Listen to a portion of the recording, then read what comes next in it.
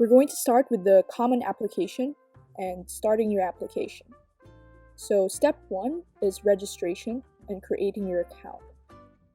Use an email address that you often use and that you have access to so that you can receive important info about deadlines and other admissions information.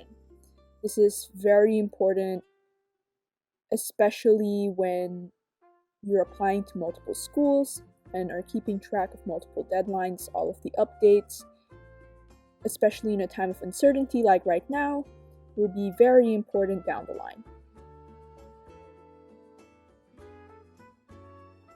Put in your cell phone number. Make sure as well that this is a cell phone number and a number that you have access to. Your date of birth,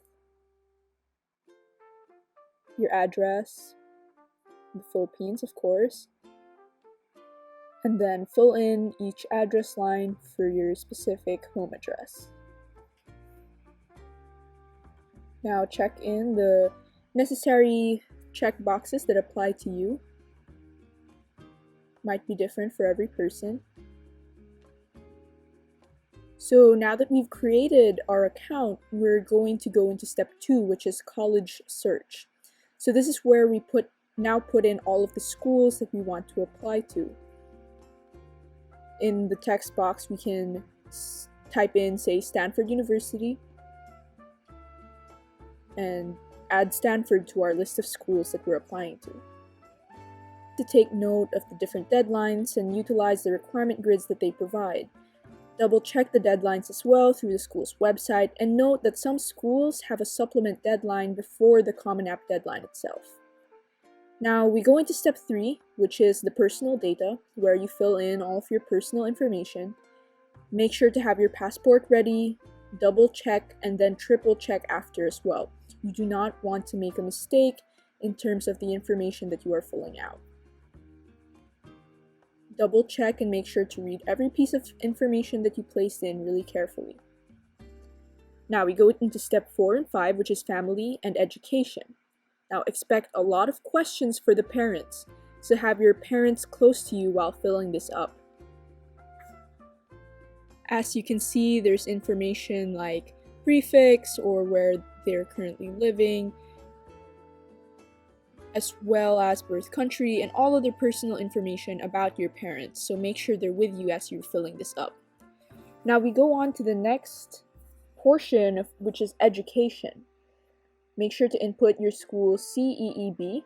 Your guidance counselor should know what it is, and if your school has no CEEB, just put in 00000.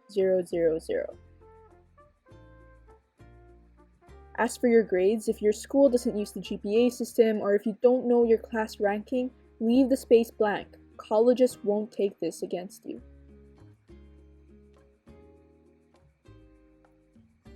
Now on to step 6, which are the standardized tests. Be sure to only put in your best scores. Other schools that require all of your scores to be reported will be done so through College Board. If you're planning to retake any sort of examination, make sure to indicate so in the Common App. As for the activities portion, just be sure to be as descriptive and specific as possible to give these admission officers a good picture and a good idea of all of your activities in high school, as of course it may vary between different schools. Now, step 7 on essays. Look out for our essay video on tips about writing itself.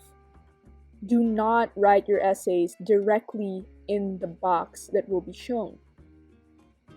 Right here in this box, make sure not to write it directly here. Make a separate doc and copy paste, and check everything when you paste the text itself.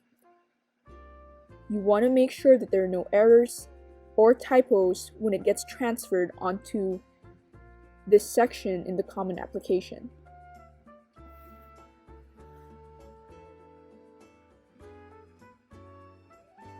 Now, in terms of submitting, do not leave this until the last minute. Make sure to look through all of the information that you placed in, that everything is complete, and that information is correct and accurate.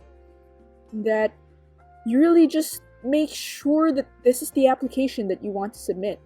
Double, triple, quadruple, quintuple, check everything one last time. There will be an option to download and print a preview of your application, so do it and read every single word. Once you submit, there is no going back.